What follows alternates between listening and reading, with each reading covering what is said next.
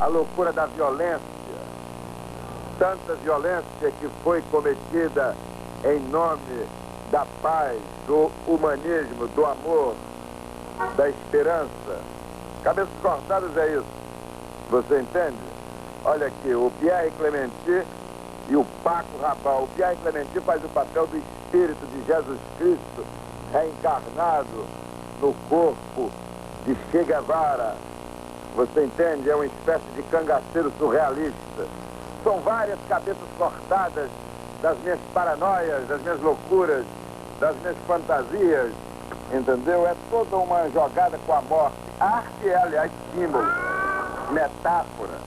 A arte é a dimensão do sonho, é a dimensão anárquica, entendeu? Da matéria onírica. Este aqui é Oduvaldo Viana Filho, um grande teatrólogo brasileiro, ator de teatro, figura fundamental da nossa cultura, e escreveu Rasga Coração, sua obra nascida do delírio, do desespero, porque o Vianinha morreu aos 38 anos de câncer no pulmão, mas fica até difícil falar. Escreveu uma obra-prima que continua proibida pela censura.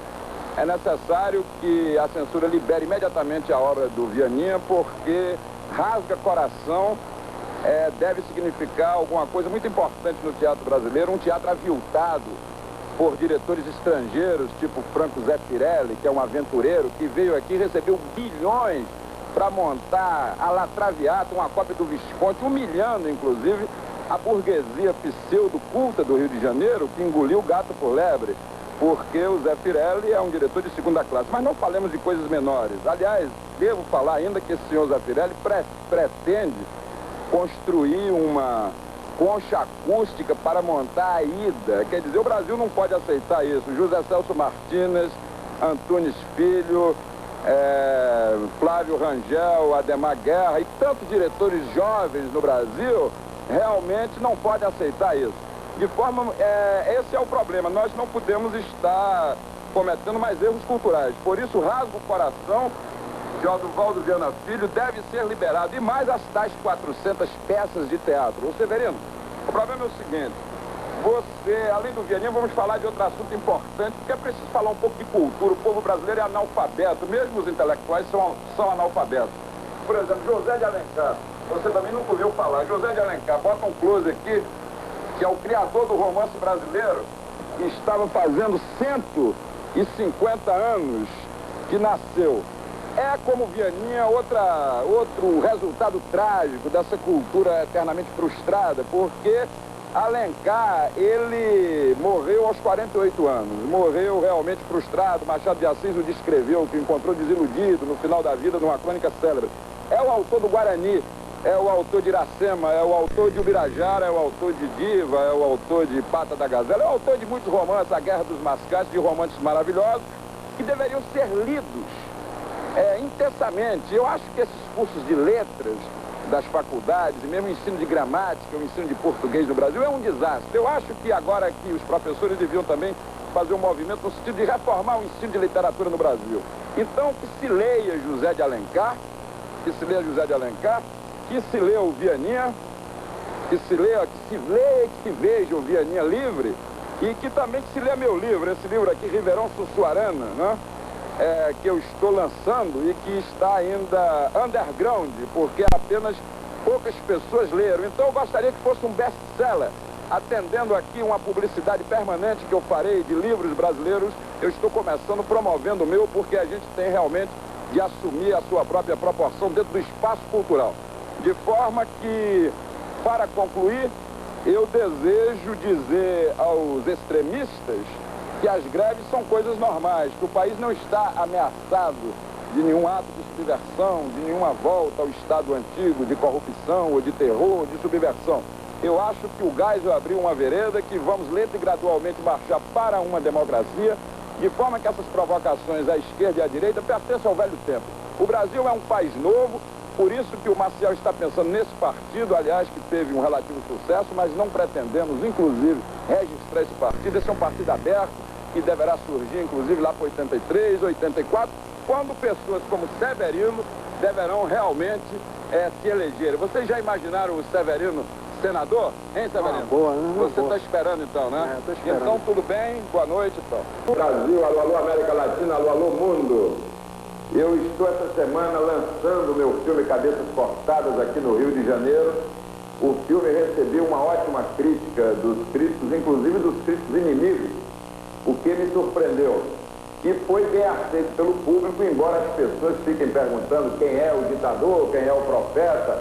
Eu já disse que o ditador podia ser o chá da persa, que o profeta podia ser o Ayatollah, mas em suma, meu filme não é um panfleto, meu filme é um sonho poético sobre o fim das ditaduras. Aliás, o Somoza já está caindo.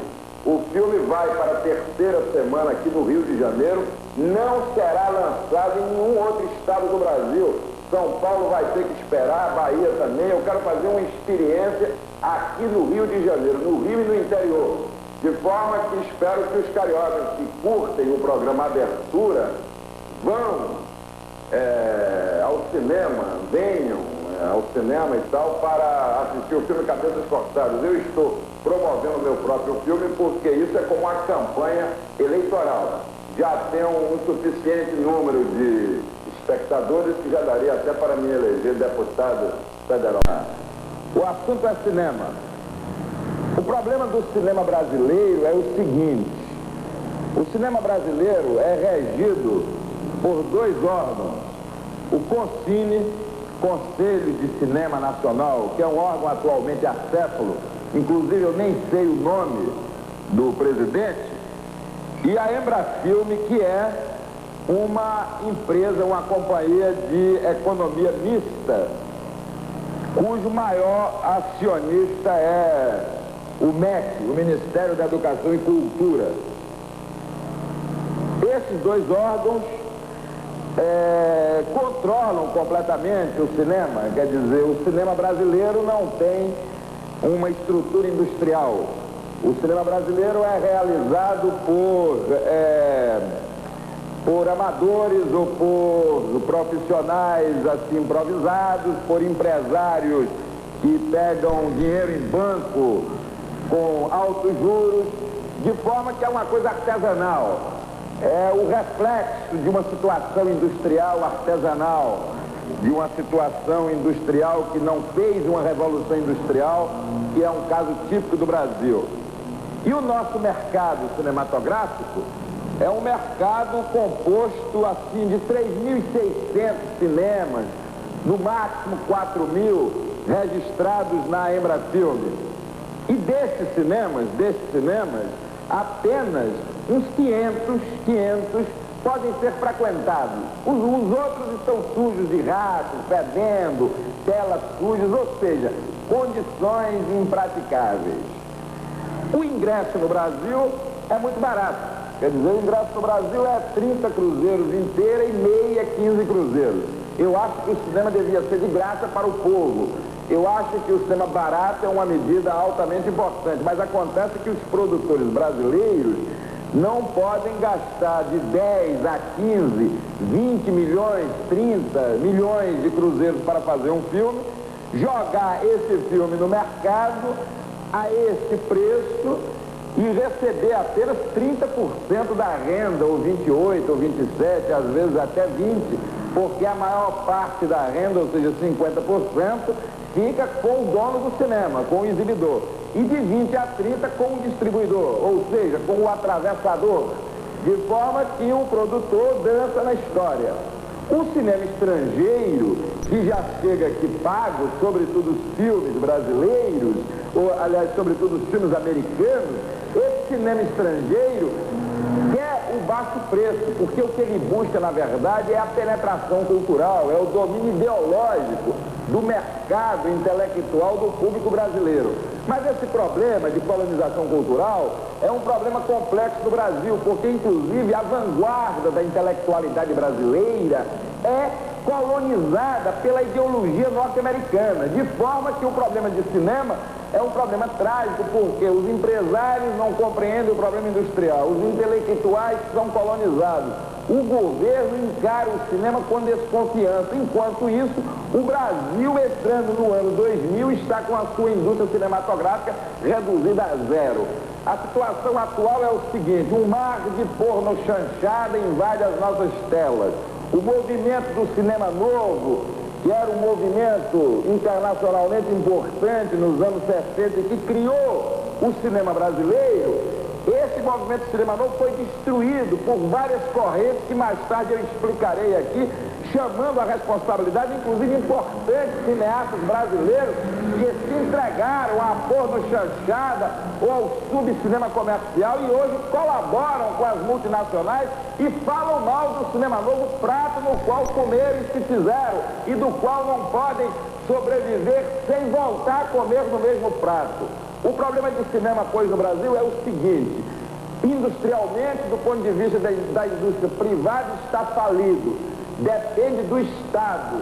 Um cinema estatal depende de uma economia política dirigida ao desenvolvimento cultural. Do contrário, os verdadeiros autores cinematográficos devem sair do Brasil.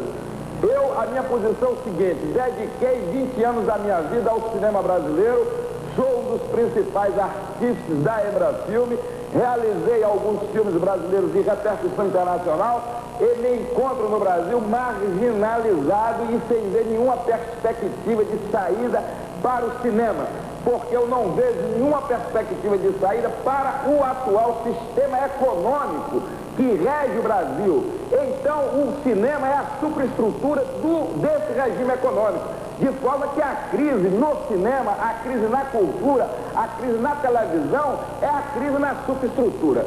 É necessário, então, que o ministro Delfim Neto, dentro da sua nova planificação, inclua a indústria cultural e o cinema como uma prioridade de meta nacional. Não se pode fazer uma revolução econômica nem cultural sem termos uma cultura desenvolvida. Em 1974, em Roma, meu amigo Zueni Ventura me pediu uma mensagem sobre o Brasil e eu disse que Geisel ia abrir o Brasil. Mandei essa declaração que saiu publicada na revista Visão e eu ganhei vários inimigos, mas não teve a menor importância. Hoje o Brasil realmente está aberto. Nós somos uma nação tropical, uma nação simples, uma nação sentimental, como diz o poeta T.T. Catalão, bravo poeta lá do Planalto de Brasília, uma nação sentimental, uma nação sem gravata. É o Severino outra vez aqui. O sertanejo é, antes de tudo, um forte. Não tem o raquitismo exaustivo dos mestiços neurastênicos do litoral. Euclides da Cunha nos sertões. Bote essa máscara aqui do Drácula, vamos falar de cultura. José Celso Martínez, o maior teatrólogo do Brasil. José Celso Martínez, o maior teatrólogo do Brasil, comemorou 42 anos. Foi a sua pré-abertura. José Celso vai montar O Homem e o Cavalo, de Oswald de Andrade, e também Os Sertões, de Euclides da Cunha, em homenagem aqui aos milhões de severinos do Brasil. Aliás, não confundam José Celso com Franco Zeffirelli, um cenógrafo italiano que não é um diretor como Fellini ou Visconti, que montou aqui La Traviata e quer também montar o Guarani. Também voltamos ao TBC, estamos em pleno Pato com Laranja. E o cinema brasileiro é a vergonha nacional. Realmente, eu que sempre defendi esse cinema, máscaras, os cineastas devem tirar a máscara da cara, porque o escândalo em torno da Embrafilme é vergonhoso. Imaginem que os vários sindicatos, associações de classe, hoje, realmente no Brasil, cada 2 cineastas formam uma associação de classe. Close no Severino, a face do povo, aliás, que não tem aparecido no cinema brasileiro, porque os últimos filmes brasileiros são muito reacionários, são muito ruins. Por isso, a Embrafilme perdeu o prestígio cultural. Voltando ao assunto, novas máscaras, que vai ter uma luta de boxe, pelo seguinte: mandaram um ofício ao ministro, o senhor Miguel Borges, o senhor Nelson Pereira dos Santos, o senhor Roberto Faria, vários cineastas que foram meus amigos e hoje não são mais, mandaram um ofício ao ministro dizendo que alguns cineastas estão conspirando para tomar o poder na Embrafilme. Tudo isso é uma mentira. Aliás, eu contestaria os sindicatos dizendo que 80% dos cineastas desses sindicatos deveriam comparecer nesse programa, pegar a câmera e fazer um teste de cinema. Teste de cinema para diretor de cinema no Brasil é saber pentear o cabelo do ator, por exemplo, o Severino fazendo o papel de Calígula. Então bota o cabelo dele assim, faz... Não sabe. Então eu contesto o poder desses cineastas, porque eles não sabem fazer filmes. Os filmes são quase todos ruins, só tem 10 cineastas no Brasil. Então quem está cuidando de distribuição, quem está cuidando de exibição, são distribuidores e exibidores, não são cineastas. Estão exercendo terrorismo cultural no meio do cinema, da cultura toda, da crítica literária, do teatro, da música. Quem não estiver segundo a flauta do MDB está cortado, não tem abertura, não.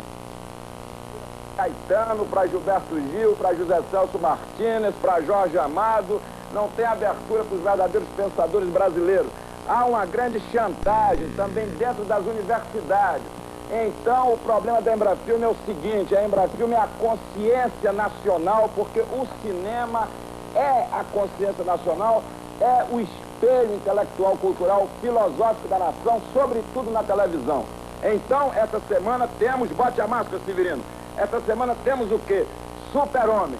Então, o preço de uma sequência para filmar Super-Homem é o preço que custa 20 anos de Embrafilme, ou seja, a Embrafilme tem apenas 10 milhões de dólares por ano. Nós estamos invadidos de Kojak.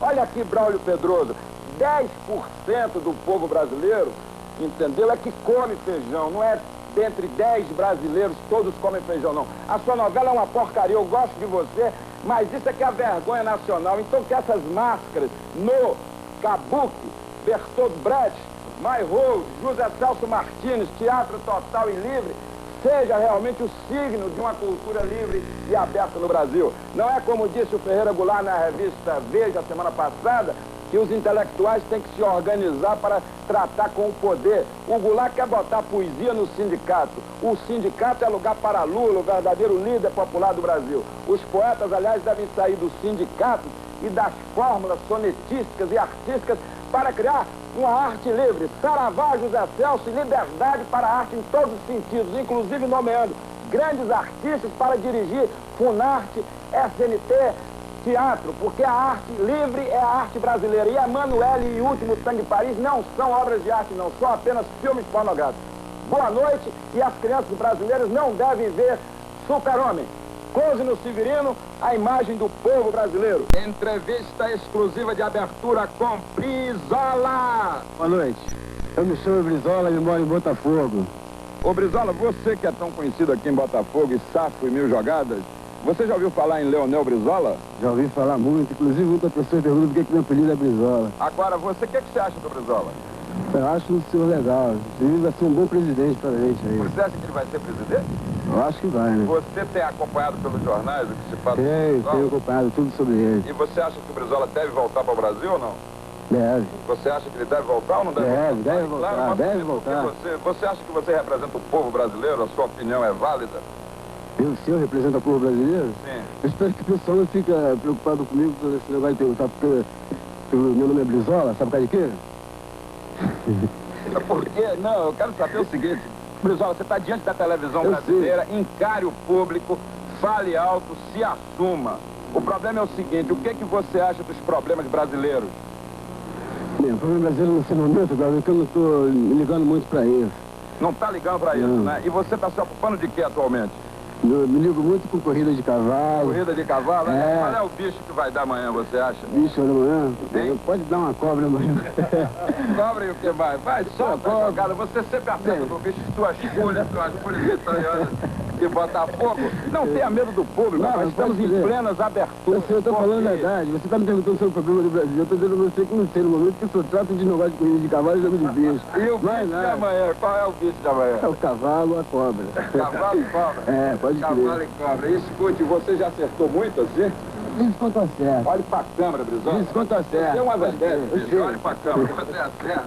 E escute, você acha, o que você acha do futuro democrático do Brasil? Aí você já passou por problema que eu não entendo nada disso. Democracia, você sabe o que é democracia? E ditadura, você sabe o que é? Também nada. Nada, nada. O que você acha da organização sindical? O sindical aí, no momento, não posso explicar nada. Já ouviu falar no Lula? Lula? Esse é o negócio do chefe metalúrgico, né? Como? Chefe dos metalúrgicos. Lula, quer dizer, em Lula você já ouviu falar? Já ouvi falar nele. Exatamente. Escute aqui, você, o que você acha da questão agrária brasileira? Questão agrária brasileira? Já ouviu falar em reforma agrária? Já ouvi falar. Para você, o que é reforma agrária? Reforma agrária? O que você... Não, eu sei, não, você entende. Gente, que a democracia das aberturas é a voz do povo. Diga aí, você já ouviu falar em eleições diretas? Já ouvi falar. Você é a favor ou contra a eleição direta? Eleições diretas? Bem, eu não posso dizer se sou a favor nem contra. Você votou? Votei. Em quem? Votei no Aparício Marinho, De que partido? 1699, MDB. E depois votou em quem mais? Só nele. Só nele, né? Escute, o que você acha do general Figueiredo? Bem, uma boa pessoa. Por que você diz isso? Não precisa elogiar porque ele é o presidente, não. Fale porque tem abertura democrática. O Figueiredo Bem, pode ser criticado. sim. Abre o verbo. Mas foi aquilo, foi, mas escuta, não foi aquilo que eu te falei, eu sei. Vai, mande Sim, mas foi aquilo que eu te Você falei. é deputado, bicho. Eu Vai, sei, presidente, vai. eu sei, foi aquilo que eu te falei. Eu não posso dizer nada sobre o Figueiredo, que eu não entendo nada desse negócio de política, negócio de... Entendeu? Esse negócio eu tô por fora completamente. Não entendo nada, não entendo patavina disso. Qual é o Então, jornal eu não que posso. Eu leio todo dia, o dia. O Dia? O dia. É, e você tem algum cronista assim que você lê? Fale alto, dia. Brizola. O que você acha do problema da favela lá em Botafogo? Da favela lá em Botafogo? Essa é a favela, a salvação de Botafogo. Se não fosse essa favela aí, nós não teríamos samba aqui nesse Botafogo, não teríamos nada. O que você acha do cemitério lá? Porque aqui a Rua das Palmeiras sim. é entre o cemitério e a favela. É isso aí, O justamente. que você acha lá do cemitério? Os carros estão vindo, Brizola. Você parou a rua? Sei, pode Fale crer. alto para gravar o som. Você gosta do cemitério? É, claro. Olha, qual é seu time? Qual é seu time? Do Flamengo. Do Flamengo. Flamengo? Flamengo. Pois é, o Brizola aí, Flamengo, então. E você, o que você tem a dizer mais ao povo brasileiro? Eu não tenho Olha nada. para a câmera, Brizola, vai. Sei, Manda pra cá, vai. Brizola, eu não queria lhe dirigir, porque sei. democraticamente não deve haver. Você já ouviu falar na Embrafilme? Embrafilme conheço. Inclusive, já fui motorista da Embrafilme. Já foi motorista da Embrafilme. Então você está a favor do Gustavo Dal ou do Roberto Faria? Roberto Faria. Roberto, sabe quem é o Roberto Faria? Roberto Faria, sei. Sabe quem é o Gustavo Dal? Gustavo Dal, sei, eu conheço. É, quer dizer que você está metido na... Você quer trabalhar em cinema? Bem, se sobrar sair uma vaguinha pra mim aí, até que o... Brizola, eu acho que você não está dando tudo o que você sabe, porque nos papos Sei, mas posso sabendo... bate comigo, você se Sabe que abre, agora a gente é a segunda vez que eu sou entrevistado. Cadê a malandragem? Essa é a primeira vez que eu sou entrevistado. Esse entrevistado tem que ter, o cara tem que ter um pouco assim de Claro, então vai. experiência nenhuma eu tenho pra ele. Então diga a mensagem pro povo brasileiro. O que você acha do Pelé? Pelé? Ah. Não, Pelé foi um grande jogador, uma grande figura, um grande atleta. Mas no momento ele foi pra lá e deixou nós aqui sozinho, então eu não posso falar do Pelé. Você está a favor que ele esteja nos Estados Unidos ou você prefere? Não, eu tô contra. Ele tinha que estar aqui, não lá. E você acha que ele devia estar fazendo o que aqui então? Tinha que mostrar as qualidades dele aqui. Mas em futebol... Tinha que ser técnico do Flamengo, um treinador qualquer. Pra não ficar mais famoso. Você acha que o Pelé devia se meter em política? Se candidatar a senador? Não, acho que não deve ser uma boa pra ele, não. Não deve não, né? Você acha que ele deve ficar onde então? Ele devia ficar aqui no Brasil mesmo. Mas ele estava se metendo em cinema, em negócio de rádio, de televisão, de disco. Tá, isso também é legal, mas... Você conhece as músicas dele? A música do Pelé? Sim, eu só conheci uma música do Café, mas não sei nem levar ela legal. Aliás, Brizola, escute, o que você acha do Chico Buarque de Holanda? Chico Buarque é uma boa pessoa. O que Bom você acha do cantor. samba dele? Bom samba também, um bom samba. E do Caetano Veloso? Oi. Do Caetano Veloso. Olha, Caetano vê como o Veloso? Brizola é famoso que as moças de Botafogo param para Essa é uma coleguinha minha. coleguinhas de Selminha. Todo mundo aqui conhece ele, seria eleito fácil, deputado estadual, aqui solto, tudo bem? Mas e o Caetano Veloso? O Caetano Veloso, patrulhas também. ideológicas, É. ouviu falar disso? Já ouvi falar. Qual é a jogada do Caetano, segundo você? Bem, eu sei que ele só curte muita música, agora as outras dele, E o Gilberto Gil, o que você acha do Gilberto Gil? é um pinta beleza mesmo, um cara bom de transação. Jorge Ben, Jorge Ben também, outro cara da cor, esperto. e Sabe Paulo mandar. César, você disse que estava com o Paulo César aí, qual Paulo era? César? Você não era amigo do Paulo César, aquela jogada que você queria ser jogador de futebol? É. Hein? Conheci Paulo César quando eu era pequeno. Inclusive, Hein? Paulo César da minha Que idade, ninguém cavalo diz você nada, vai mas... jogar amanhã? Em que Não. cavalo você vai jogar amanhã? Qual é o cavalo? Você não disse que Bem, ia aqui jogar... não tem aqui Mas as segundo barbadas pra amanhã você- não, mas mais tarde eu vou ver. Segundo, hein? Não tem barbada pra amanhã Você não. sabe algum samba aí? Samba. Cante um samba aí pro povo brasileiro, vai. Solte alguma coisa. Encare a câmera, Brizola. Samba no momento, Galvão, eu só sei levar um samba no ritmo. Sem ritmo, No eu levo ritmo, samba. você passar as Vai, motocicletas. Vem cá pro sol, a fita já Chamar uma acaba. rapaziada aí pra levar um ritmo, aí eu levo um samba na... Quer na dizer que língua. o seu forte não é o samba e tal? Não, meu forte é samba sim, É eu gosto de samba, levar um né? samba no ritmo. Mas você preferia ser um sambista famoso como Jorge Ben ou um jogador de futebol famoso como Paulo César? Bem, igual o Paulo César eu não queria ser muito não, senão ia ser chamado de vedete. Eu queria ser assim, tipo, assim, Pelé mesmo. Pelé mesmo, né? E você prefere Gal Costa ou Rita Lee? Que é, cantora? As duas, tenho preferência pelas duas logo. Ah, tudo as bem. Duas mandam, beleza. Então, tudo bem. Então, fica a palavra final para o programa Abertura. Bem, minha palavra final é o seguinte, gostei muito da entrevista, o dia que você quiser fazer outra entrevista comigo, eu farei com mais calma. Naquele momento agora eu fiquei preocupado com outras coisas, uma manobra minha aí, minha da rapaziada aí. Perfeito. Legal? Ok, entrevista exclusiva com o Brizola de Botafogo, que voltará ao programa Abertura, porque eu acho que o Brizola é muito melhor do que eu, de forma que nesse momento estou passando o poder ao povo. Pra mim só tem... Pra mim é o seguinte, só tem dois... Exatamente. Pra mim só tem dois aspectos atualmente da realidade. Um é a banda do Zé Pretinho e o outro é a outra banda da terra. O resto é o quê? O brilho de Gal Costa, quer dizer, a beleza total da Bahia, entendeu? Quando chega na hora da segunda parte do show de Gal Costa, tudo fica bem, entendeu? E a primeira parte é porque Guilherme Araújo é um gênio e Gal Costa é um gênio, fizeram pra enganar os cariocas. Isso é só pra brigar com o Nelson Mota, com o pessoal que fica reclamando que eu falo mal do Rio, aí falo mal do Rio. Mas eu adoro o Rio. Eu morei no Rio aos 13 anos de idade, entre 13 e 14 anos, morei em Guadalupe, entendeu? Quase ninguém morou em Guadalupe. Ninguém que eu conheço do Rio de Janeiro morou em Guadalupe, exceto as pessoas que moravam na mesma casa que eu, que são meus parentes. Então eu falo assim porque eu sou de dentro da terra, entendeu? Eu tô imitando o Glauber, eu tô aqui imitando o Glauber, bicho. Toda a verdade, você estava achando que aquele silêncio entre você e o Chico. O reportagem está dizendo que está deformando o seu outro, mas você teve um fórum, mas a vida de forma Ah, não faz mal, não. está penetrando. Então tá demais. Mas eu e o Chico tava bonito, né? Eu e o Chico tava bonito, assim. Os dois caladinhos. Eu e o Chico Buarque. Falar na televisão, porque canta muito. Eu me lembro de 75, você dizia, abaixo dos fascistas, dos estudantes, viva Caçuda Beck. A maior manifestação política da televisão brasileira. Foi eu falando. Eu estou cantando só, mas você falando é tão genial quanto cantando. Por isso que eu queria que você falasse, mas tudo bem, vai. Pois é, eu falo, eu já falei. Boa noite, senhores telespectadores. Felizes novidades, né? Mudança de governo, né? Mudança de presidente da República, novos tempos, alegrias para todos. Boa noite. Isso aqui é um cruzeiro papel aqui. Esse é o seguinte, eu estou entrando de férias, porque estou terminando a montagem do meu filme A Idade da Terra, que eu filmei na Bahia, em Brasília, aqui no Rio, 2 anos. E tem uns livros que eu estou terminando e depois tenho que ir para a Europa já nos começos de janeiro. Tenho que tratar da saúde, de forma que estou deixando o programa entrando de férias.